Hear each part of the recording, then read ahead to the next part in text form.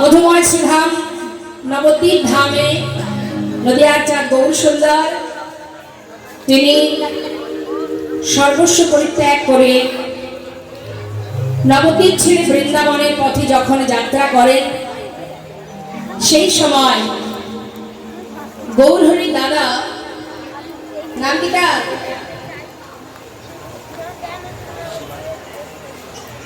গৌরহরি দাদার নাম কি? নিত্যানন্দ প্রভু। তিনি কি করলেন?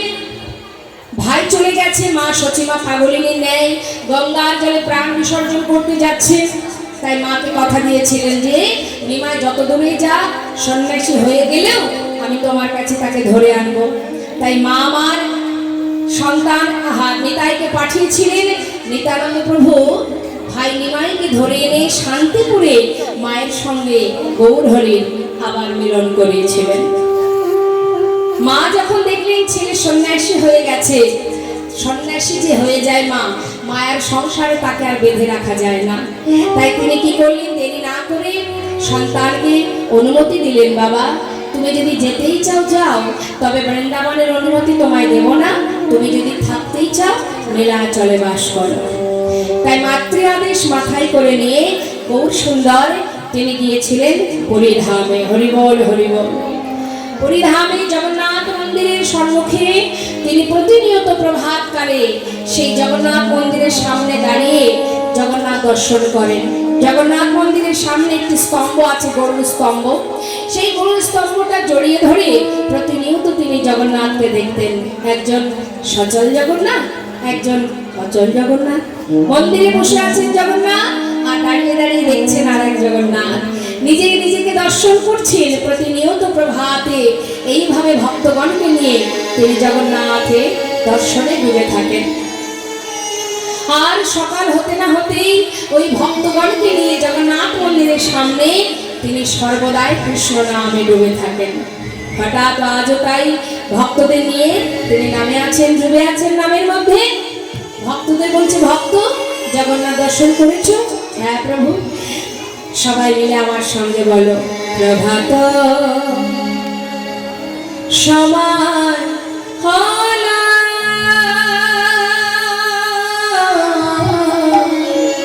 কৃষ্ণ কৃষ্ণ প্রভাত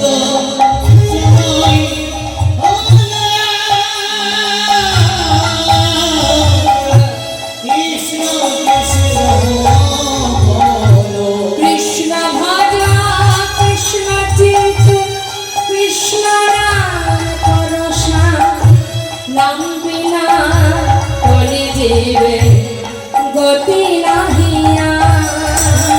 কৃষ্ণ ভজ কৃষ্ণ চিন্ত কৃষ্ণ নাম পরশান, নাম বিনা বলে জীবে গতি নাহিয়া। যে না সেই কৃষ্ণ ভজনিষ্ঠা করি, নামের সহিতে আছে আপনি সে হরে। নাম ভজনা হরি বল হরি বল হরি বল হরি বল হরি বল।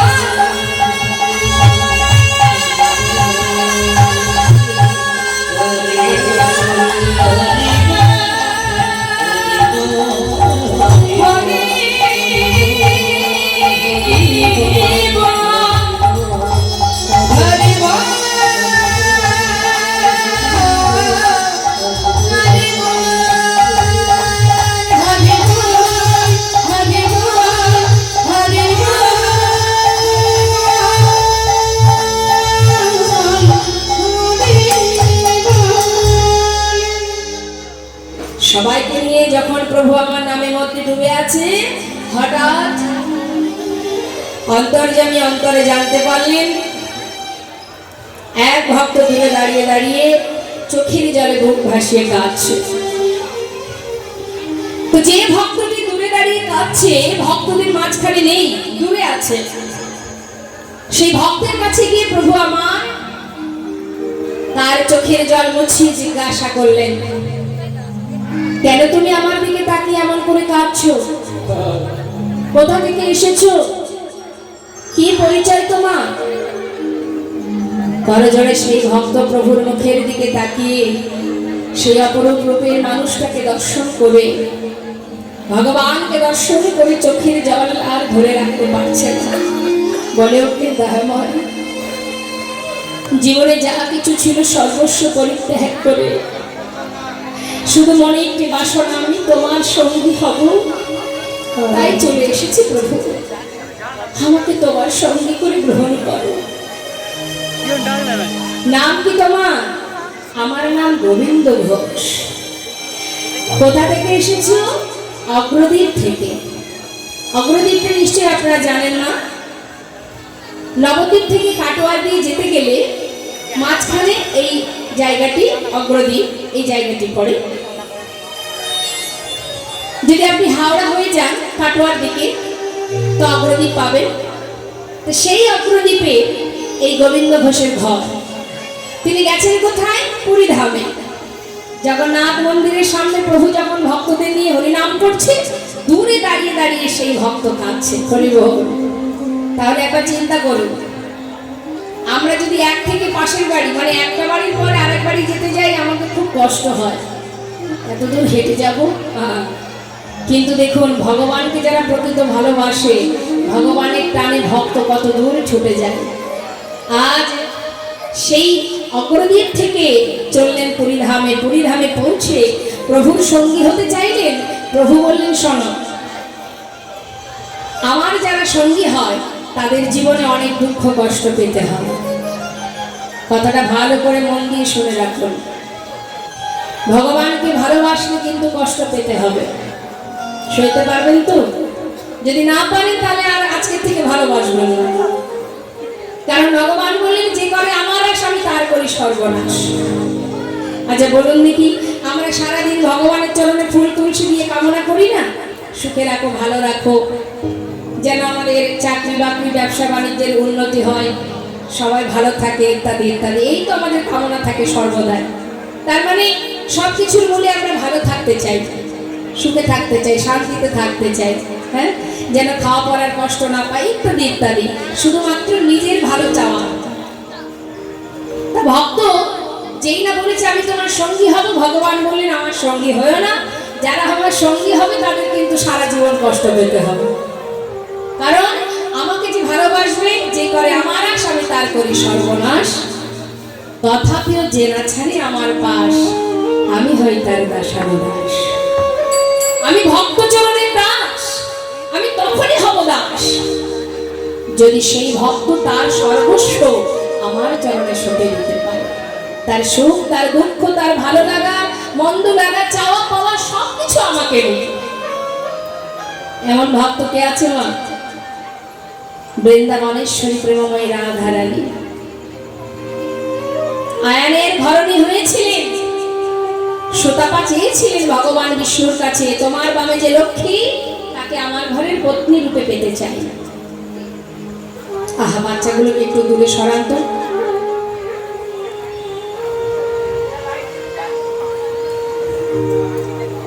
যাও মায়ের কাছে যাও, যাও যাও। ভগবান বিষ্ণু বলেছিল, দেখো সুতাপা, এই বরটা চেয়েও না, তুমি আমার যে বামে লক্ষ্মী, আমাকে লক্ষ্মী ছাড়া করো না।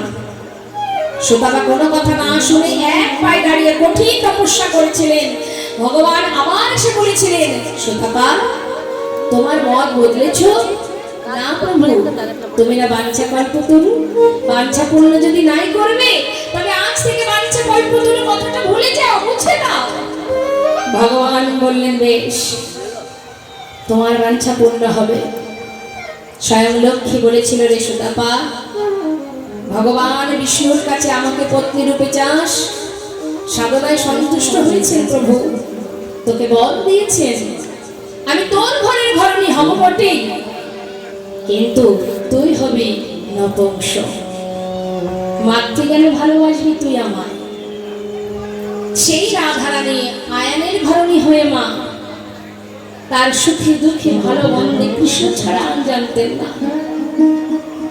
একবার চিন্তা করে দেখুন, ভগবানকে যারা ভালোবাসে তাদের কষ্টটা একবার অনুভব করুন। যেমন সত্যত্রেতা ব্যাপার করে 4 যুগের কথাই বলছি মা।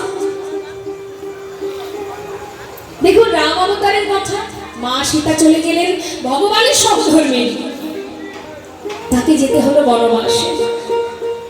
আবার কি হলো, তার অগ্নি পরীক্ষা হলো, কিন্তু তথাপিও তার যন্ত্রণা শেষ হলো না। অবশেষে তাকে পাতালে চলে যেতে হলো। বলুন দেখি, আমরা ভগবানের কাছে সর্বদাই সুখের আশা করি, তাহলে যিনি ভগবানের সহধর্মিনী তার সুখের তো অন্ত থাকার কথা নয়, কিন্তু তার এত কষ্ট কেন? ভগবান তার সহধর্মিনী হয়েছে বলেই যে তাকে সুখী রাখবেন না, তার কাছে প্রত্যেকটি ভক্ত এক।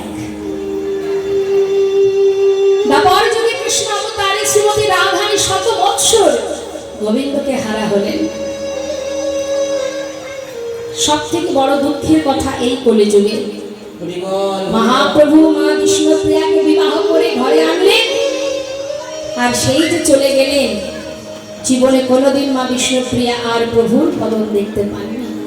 কিন্তু মা, সেই মা বিষ্ণুপ্রিয়া নিজের প্রাণটাকে বাঁচিয়ে রেখে সেই কাষ্ঠ বিগ্রহ সেবা করে গেছে সারা জীবন। 4 দেওয়ালের মধ্যে বাধা থেকে নিজের দায়িত্ব কর্তব্য থেকে পিছনে সরে যায়নি।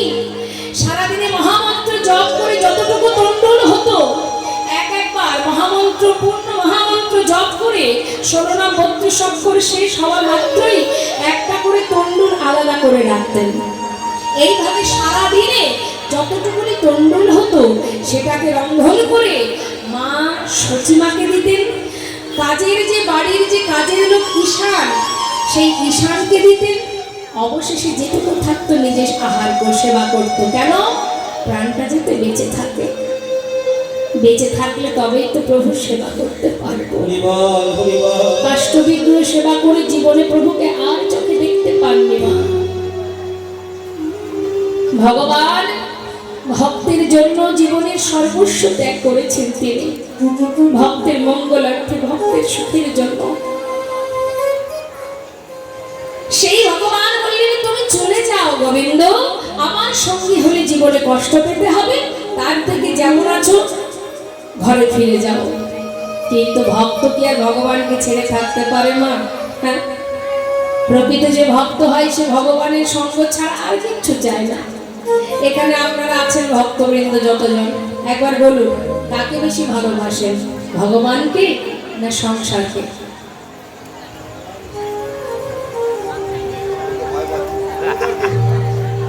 বলুন। একদম ঠিক, আমরা এখন সংসারকে ভালোবাসি। যারা প্রকৃত ভগবানকে ভালোবাসে তারা কিন্তু আর সংসারে নেই। যেমন সরগোস্বামী, তারা বড় বড় জমিদার ছিলেন, মন্ত্রী ছিলেন। লালাবাবু জগৎ সে সমস্ত সুখ স্বাচ্ছন্দ্য পরিত্যাগ করে একটা ছিন্ন বসনে বৃন্দাবনে কৃষ্ণচন্দ্র লাভ করেছেন। এরা হচ্ছে প্রকৃত ভক্ত। আমরা ভগবানকে ভালোবাসি, কিন্তু তার থেকে বেশি ভালোবাসি সংসারকে। তাই এর মধ্যে এখনো হাবুডুবু খাচ্ছি আর কিতাব জ্বালা ভোগ করছি। আধ্যাত্মিক জ্বালা, আদি দৈবিক জ্বালা, আদি ভৌতিক জ্বালা। আধ্যাত্মিক জ্বালা মানে আমাদের দেহের জ্বালা। বিভিন্ন ভাবে যে রোগাক্রান্ত হই আমরা, শরীরে নানান রকমের রোগাক্রান্ত হই, এটাকে আধ্যাত্মিক জ্বালা বলে। এটা তোমাকে পেতে হবে যতদিন ইহজগতের এই পঞ্চভূতে গঠিত দেহটা আমাদের কাছে থাকবে। অর্থাৎ এই যে জ্বালা, এটাকে বলা হয় আধ্যাত্মিক জ্বালা। যখন তখন যেমন ভাবেই আমরা রোগাক্রান্ত হই। আচ্ছা, আদি ভৌতিক জ্বালা অন্যের কাছ থেকে পাওয়া জ্বালা। আপনি ভালো আছেন, সুস্থ আছেন, হঠাৎ কারণ না কারোর কাছ থেকে এমন একটা জ্বালা আপনি পেলেন যে আপনি আর ঘরে স্থির হয়ে বসে থাকতে পারলেন না। কারোর কাছ থেকে পাওয়া জ্বালা, এটা আপনাকে সারা জীবন পেতে হবে। আদি দৈবিক জ্বালা অর্থাৎ প্রকৃতি থেকে যে জ্বালাগুলো আমরা পাই, এই ঠান্ডা, এই গরম, এই ঝড়, এই বৃষ্টি, এই করোনা এলো, কি এই যে আমফান এলো, ইত্যাদি ইত্যাদি, এগুলো হচ্ছে প্রকৃতি থেকে পাওয়া জানা, এগুলো আমাদের পেতে হবেই হবে। তাহলে সংসার থেকে যারা চলে গেছে, সংসারের ত্রিতাপ জ্বালা থেকে যারা মুক্তি পেয়েছে, যাদের জীবনের জ্বালা যন্ত্রণা সুখ শান্তি সর্বস্ব কৃষ্ণ চরণে সঁপে দিয়েছে, তারা কিন্তু ত্রিতাপ জ্বালা ভোগ করে না। তাই গৌর হরি গৌর হরি। তাই যেই না বলেছে তখনই ভক্ত বললেন, প্রভু আমি তোমার সঙ্গ ছাড়া হতে চাই না, তাই দুঃখ আসুক কষ্ট আসুক আমি কিচ্ছু শুনতে চাই না। বেশ, এখন এত করে বোঝানোর পরেও যদি কোনো ভক্ত না যেতে চায়, ভগবানের সাথ ধরেই তাকে তাড়ানো সঙ্গী করে গেলেন, সঙ্গী হয়ে গেল। যেই না সঙ্গী হলো, একটার পর একটা পরীক্ষা করতে শুরু করলেন মা। পরপর পরীক্ষা। কি পরীক্ষা? গোবিন্দ বলে, প্রভু আজ থেকে তুমি আমার সঙ্গী, একটা কথা জিজ্ঞাসা করব। আচ্ছা, এই আজকে দিনটা কোন দিন বলতে পারো? হ্যাঁ প্রভু বলতে পারি, আজকে দিন শুভ বিজয়া দশমী তিথি। বাবা বা, আচ্ছা গোবিন্দ নীলাচলে এসেছো, জগন্নাথ দর্শন করেছো? প্রভু তুমি কোন জগন্নাথের কথা বলছো? কেন, ওই যে মন্দিরে দেখতে পাচ্ছ না? হ্যাঁ প্রভু দেখতে পাচ্ছি, কিন্তু দয়াময় তুমি জানো আমি মন্দিরে জগন্নাথ দর্শন করেছি বটে, কিন্তু আজ আমি সাক্ষাৎ দর্শন পেয়েছি, সচল জগন্নাথ দর্শন করছি। গৌরহরি কিন্তু ভক্তের অন্তরের কথাটা বুঝতে পারলেন, কিন্তু না বোঝার ভান করে জিজ্ঞাসা করলেন, সে কি গোবিন্দ সাক্ষাৎ জগন্নাথ কোথায় দেখলে তুমি? হে প্রভু তুহু জগন্নাথ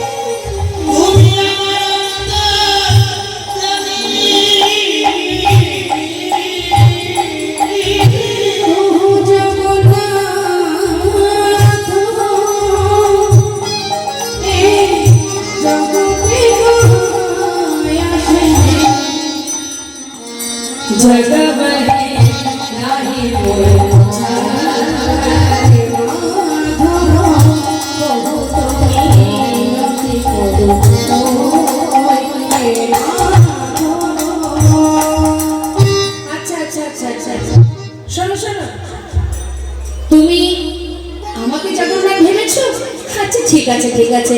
শোনো গোবিন্দ, শোনো আজই আমরা নীলাচল ছেড়ে যাত্রা করবো, কিছুদিনের জন্য একটু তীর্থে যাব, কেমন?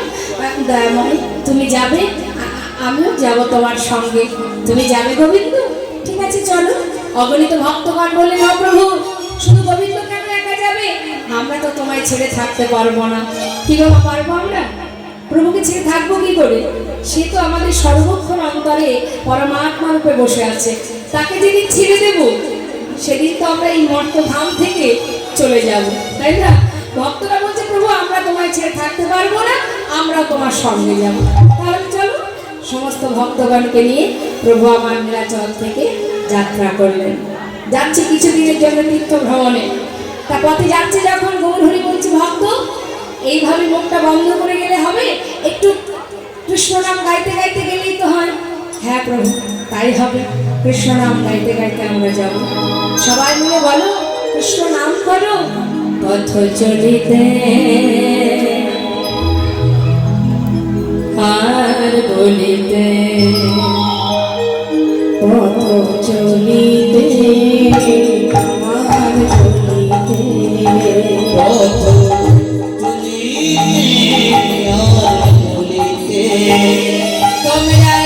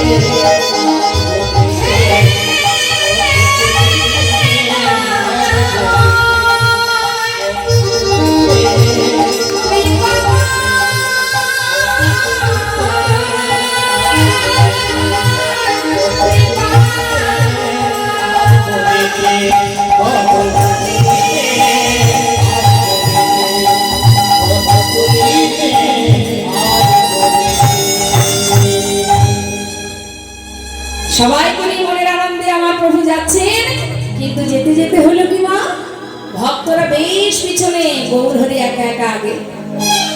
এখন ভক্তরা চিন্তা করছে প্রভু যদি আগে আগে যায়, আমরা তো পিছনে পড়ে গেছি, পথ তো ঠিকঠাক চিনি না, যদি ভুল হয়ে যায়।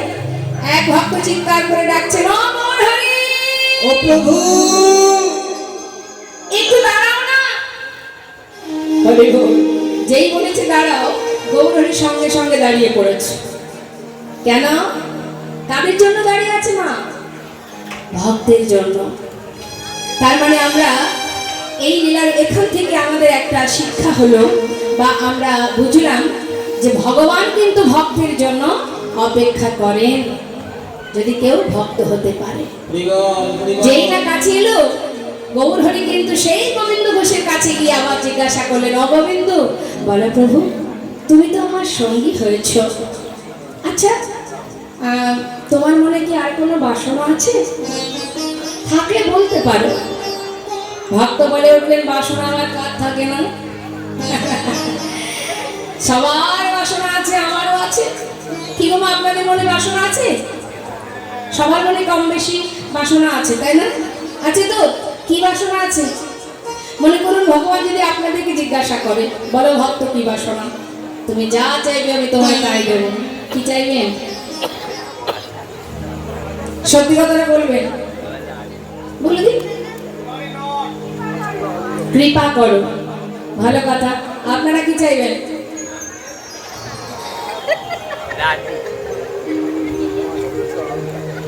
বাড়িতে গুরুদেব আসলে আমরা কি করি?